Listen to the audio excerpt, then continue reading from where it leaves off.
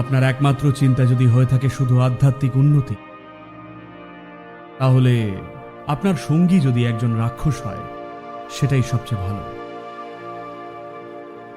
আধ্যাত্মিক উন্নতি আপনার একমাত্র চিন্তা হয়ে থাকলে তবেই।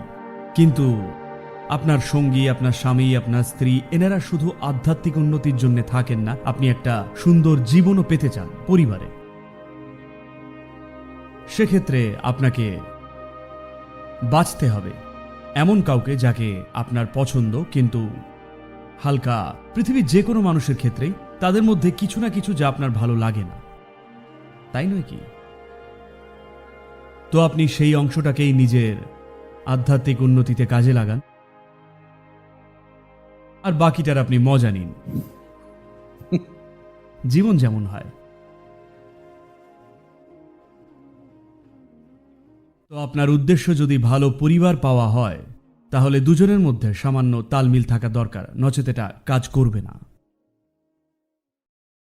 বিশেষ করে আপনাদের যদি সন্তান হয়, তাহলে তালমিল থাকাটা অত্যাবশ্যক। না হলে এই নতুন আসা জীবনটা কি বিষিয়ে ফেলবেন। আপনি যদি একটা বাজে পরিবেশ তৈরি করেন, তাহলে যে নতুন জীবনটা বেড়ে উঠছে তাকেও নষ্ট করবেন। কারোরই আসলে এই রকমটা করার কোনো অধিকার নেই, কিন্তু তবু মানুষ এটা করছে। আপনি নিজেকে যত খুশি চান ঘেঁটে ফেলতে পারেন, সেটা আপনার ব্যাপার, কিন্তু আপনি একটা সদ্যজাত জীবনকে নষ্ট করতে পারেন না, সে সবে বেড়ে উঠছে। আমি তো চাই শিশুদের জন্ম দেওয়াটা যেন আরো কঠিন একটা কাজ হতো। এটা অতিরিক্ত সহজ, এমনি খুব সহজেই হয়ে যায়, তাই না? কাজটা আর একটু কঠিন হলে শুধুমাত্র যারা সত্যিই চায় শুধু তারাই ওদিকে এগোতো। এখন এটা এত সহজ একটা কাজ, একটা বাধ্যকারী কাজ, যে এমনি এটা হয়। তো আপনি যদি ভালো জীবন খোঁজেন, পারিবারিক জীবন, তাহলে মিলেমিশে থাকতেই হবে। আর এই মিলমিশের মানে হলো অন্তত কিছু কিছু ক্ষেত্রে বা বিষয়ে একমত থাকা। কিন্তু আপনি আধ্যাত্মিক জীবন খুঁজছেন এমন কেউ হলে, তাহলে যায় আসে না সে কি ধরনের মানুষ, আপনি সবকিছুকেই নিজের উন্নতিতে ব্যবহার করতে পারেন।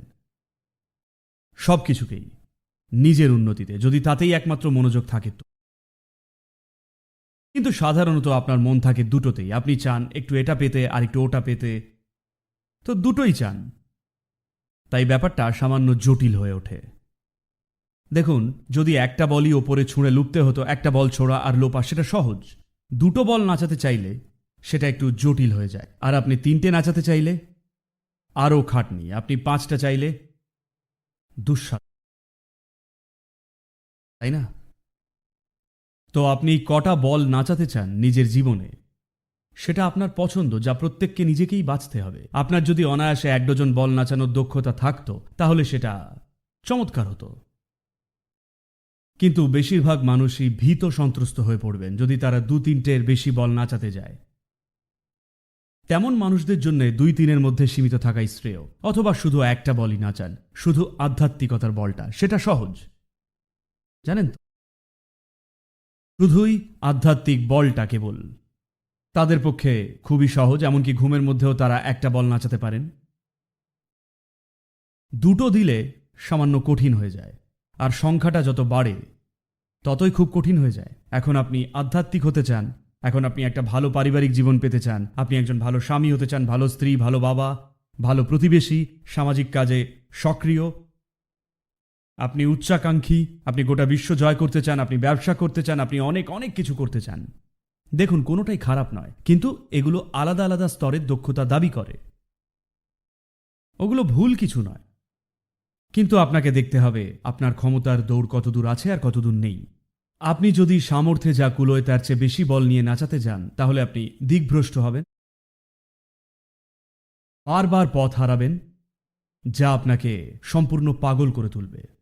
এই যে সামান্য জীবনের সহজ প্রক্রিয়াটা, তাতেই তো মানুষ ভেঙে পড়ছেন, তাই নয় কি? শুধুই এই রুজি রুটি জোগাড় করা, ব্যবসায় সফল হওয়ার চেষ্টা করা, একটা ভালো পরিবার গড়ার চেষ্টা, তাতেই মানুষ ভেঙে পড়ছেন। ভেঙে তছনছ হয়ে পড়ছেন। মানুষ পাগল হয়ে যাচ্ছে, মন ভেঙে যাচ্ছে, তারা এমনকি আত্মহত্যাও করতে চান। এই সব কিছুই হচ্ছে কারণ আপনি যে কটা বল নাচাচ্ছেন তা আপনার সামর্থ্যের বাইরের বলে। এটা কি ভুল? কোনো ভুল নেই, শুধু এই যে যখন আপনি এমন কিছুর প্রচেষ্টা করেন যা আপনার ক্ষমতার বাইরে, তখন আপনি পাগল হয়ে যান, কারণ আপনি পাঁচটা বলই উপরে ছুড়ে দিয়েছেন যে এবার একটা বলও মাটিতে পড়লেই আপনি আঁতকে উঠবেন। আপনি ব্যবসায় সফল, কিন্তু আপনার ছেলেমেয়েরা ভালো করছে না। আপনি ঠিক থাকবেন না। আপনার ছেলেমেয়েরা দারুণ, স্ত্রী দারুণ, আপনার ব্যবসা একেবারে তলা নিতে ঠেকেছে, আপনি ভালো থাকবেন না। তো এটা এইরকমই, সবকিছুই ঠিক আছে, আপনার স্বাস্থ্য ভালো নেই, আপনি ঠিক থাকবেন না। তো এটা এইরকমই, এমনকি একটা বল পড়ে গেলেও সেটা আপনাকে পাগল করে দেয়, তাই না? বাকি সব ঠিক চলছে, শুধু একটা নিচে পড়ে গেল, সেটাই সমস্যা, তাই না? তো তালমিল বা মিলমিশ গড়ে তুলতে খাটনি লাগে, ত্যাগ লাগে, ভালোবাসা লাগে, ধৈর্য। এর জন্য ধৈর্য লাগে, জানেন তো? কেউ যদি সব সময় এই রকম যায় আর আপনি সেই ব্যক্তির সঙ্গে তালমিল বানাতে চান, কিন্তু আপনি তার পথে যেতে চান না, এর জন্য প্রচুর ধৈর্য দরকার। হ্যাঁ কি? নিজের প্রিয়জনদের ভালোবাসাটা সহজ নয়, তার উপরে ওনারা বলছেন আপনার প্রতিবেশীকেও ভালোবাসতে। আপনি সবচেয়ে বেশি যন্ত্রণা যাদের থেকে পেয়ে থাকেন তা আপনার প্রিয়জনদের থেকেই, তাই নয় কি? ঠিক? সব সময়। তো আপনি নিজের প্রতিবেশীকে ভালোবাসলে আরোই, আপনি গোটা বিশ্বকে ভালোবাসলে আরো বেশি। তবে সেটা সহজ, গোটা বিশ্বকে ভালোবাসাটা সহজ, কারণ আপনাকে কাউকেই ভালোবাসতে হবে না। এটা শুধুই একটা ধারণা। তাহলে আপনি কি করতে পারেন? একটা ব্যাপার হলো নিজেকে এমনভাবে উন্নত করে তোলা যাতে আপনার সঙ্গ পেয়ে অজান্তেই তাদের প্রকৃতিটা পাল্টে যায়।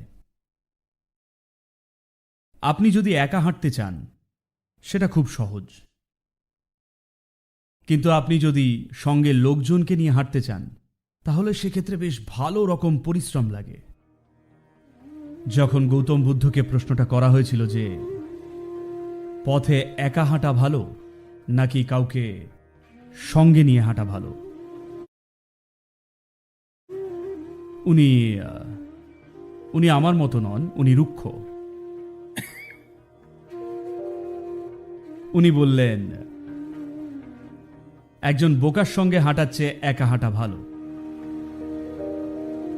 উনি বলছেন না কারোর সঙ্গে হেঁটো না, উনি বলছেন না সঙ্গে সঙ্গী রেখো না, উনি কিন্তু বলছেন একজন বোকার সঙ্গে হাঁটার চেয়ে একা হাঁটা ভালো, কারণ তারা আপনাকে নিংড়ে ফেলতে পারে। তারা যে এত বেশি পরিমাণ শক্তি আর সময় নিতে পারেন আপনি জানেন না। তারা হয়তো আপনার চেয়েও বেশি শক্তিশালী, আর তারা হয়তো আপনাকে তাদের পথে নিয়ে চলে যাবে, আপনি তাদের আপনার পথে আনার জায়গায়। সম্ভাবনাটা বেশ প্রবল, হ্যাঁ? তো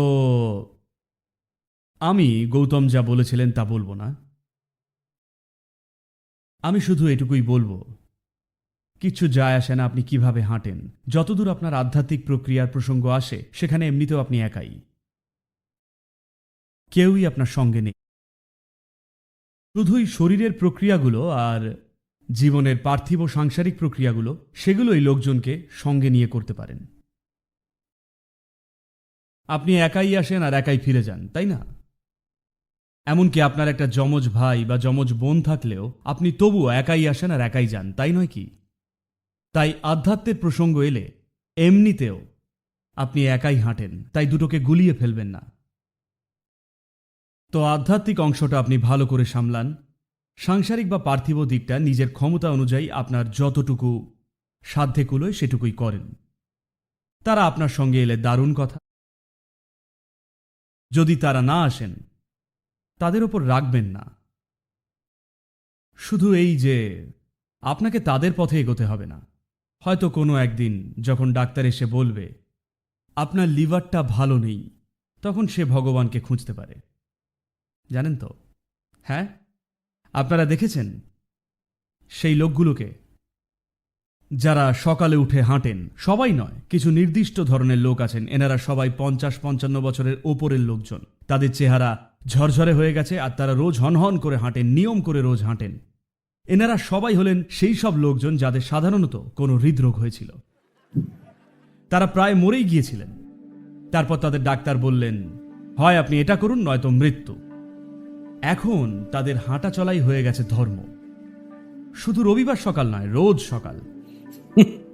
দেখেছেন কি সেই সব মানুষদের? হঠাৎই তারা পাল্টে যান, তারা ঠিক ঠিক খাবার খান, তারা সবকিছু ঠিকভাবে করেন, কারণ জীবন ও মৃত্যুর ভয়টা এসে গেছে। তো আলাদা আলাদা ধরনের মানুষদের আলাদা আলাদা রকমের প্রেরণা লাগে। আপনি বিচক্ষণ হলে আপনি শুধু দেখেই শিখে যান। যদি বিচক্ষণ না হন তাহলে আছাড় খেয়ে শেখেন। জীবন আপনাকে ঠিক আছাড় খাওয়াবেই। তাই আপনি নিশ্চিত করুন আপনি যেন আপনার জীবনের আধ্যাত্মিক অংশটাকে 100% সঠিকভাবে পরিচালনা করেন। আপনার জীবনের সাংসারিক বা পার্থিব দিকটা কখনোই 100% সঠিকভাবে হয় না, কখনো হতে পারে না, তাই নয় কি? এমন কোনো পরিবার আছে কি যে একেবারে নিখুঁত? কোনো সম্পর্ক আছে কি যেটা একেবারে নিখুঁত সম্পর্ক? কোনো ব্যবসা আছে যেটা একেবারে নিখুঁত ব্যবসা? এমন কোনো ক্যারিয়ার আছে যেটা একেবারে নিখুঁত ক্যারিয়ার? এরকম কিচ্ছু হয় না, সেসব খুঁজবেন না। জীবনটাই অপচয় হয়ে যাবে আর কল্পনায় ভরে উঠবে যদি সেসব খুঁজেন। ওগুলো ততটুকুই হয় যতটুকু আপনি সেগুলোকে সামলাতে সমর্থ, ব্যাস এই যা। কিন্তু সেগুলো যেন আপনাকেই ধ্বংস করা শুরু না করে, তাহলেই সব ভালো।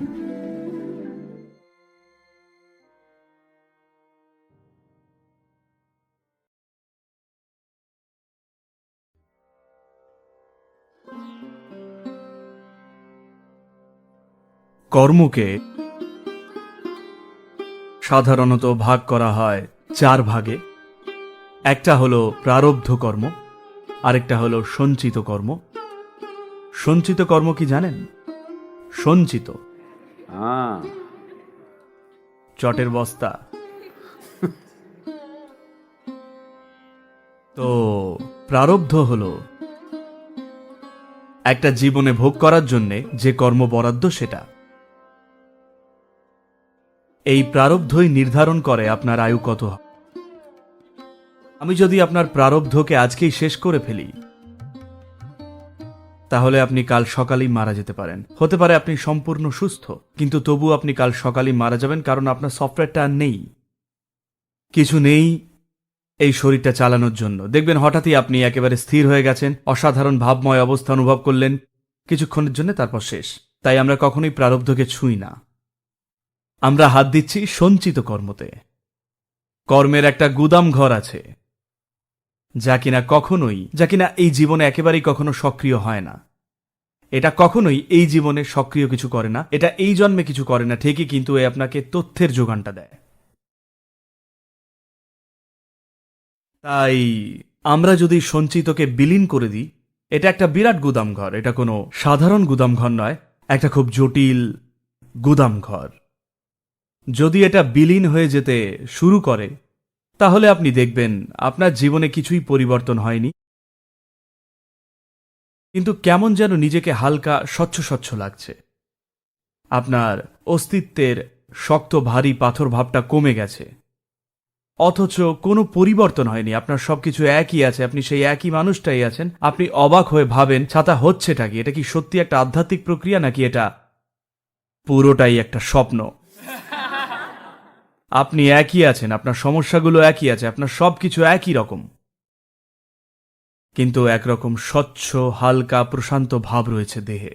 শরীরটা মনে হয় যেন কিছু ফুটো হয়ে গেছে শরীরের মধ্যে। আপনি নিজেকে একটা ছাকনির মতো বোধ করতে শুরু করেন, কোনো ঘন ভারী কিছু নয়।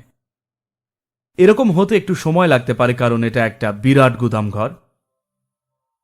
আমি যে জন্য আপনাকে এসব বলছি, তার কারণ আপনি যখনই আধ্যাত্মিক সাধনা করেন আপনি কিছু ফলের আশা করেন, আর আপনাদের অনেকেই আবার জোর করে ফলটা তৈরি করার চেষ্টা করেন।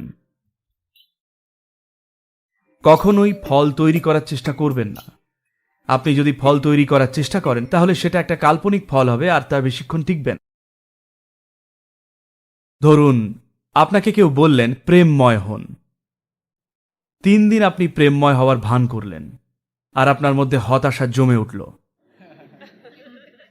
সবারই আপনার ভালোবাসাটা অদ্ভুত লাগছে আর আপনার ভেতরে হতাশা জমে উঠছে, আর একদিন আপনি একটা বাজির মতো ফেটে পড়বেন। এমন ঘটেনি কি? খুব ভালোবাসা ভরা সময়ের পর এরকম হয় কি না? কারণ আপনি কিছু একটা হওয়ার চেষ্টা করছেন, আপনি নিজে যা সেটার ভিতটা পরিবর্তন না করেই। আপনার মনের 98% হল অচেতন, ওটাই সঞ্চিত। ওটা কখনোই সক্রিয় ভূমিকা নেয় না, অথচ সবসময় আড়ালে থেকে সবকিছুর উপরে প্রভাব খাটাচ্ছে। তাই আমরা কোনো দ্রুত আমূল পরিবর্তন চাইছি না যে আগামীকালই আপনি প্রেমে গোলে ঢলে পড়বেন বা এরকম কিছু না, আমার তাতে আগ্রহ নেই। উদ্দেশ্যটা হলো শুধুই ভেতরের মাল মশলাটা ধীরে ধীরে খালি করে দেওয়া। বাইরের থেকে কেমন দেখাচ্ছে সেটা আপনিই খেলুন না হয়, সে আর কি এমন ব্যাপার। আপনারা দেখেছেন উই পোকাকে মাঝে মাঝে ভেতর থেকে খেয়ে নিতে, শুধু রঙের প্রলেপটা রয়ে যায়, আপনি সেটা ছুতে গেলেই বুচুক। তো উদ্দেশ্য হলো আপনাকে ওই রকম করে তোলা, শুধুই রঙের একটা প্রলেপ পড়ে থাকবে, ভেতরে পুরো হাওয়া। কোনো এক সময় যখন অন্তিম সময় এগিয়ে আসবে তখন যদি ছুঁয়ে দেখেন বুচুক ভেতরে কিছুই নেই, তাহলে ভালো হয় না?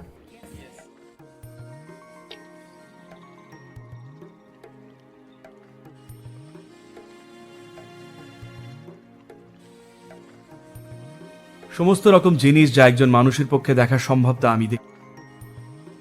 আপনি যখন কিছু বিশেষ সীমাবদ্ধতা অতিক্রম করে জীবনের এক অন্য ক্ষেত্রে প্রবেশ করেন তখন কিছু অন্য ধরনের শক্তি আছে যারা আপনাকে আটকাতে চাইবে।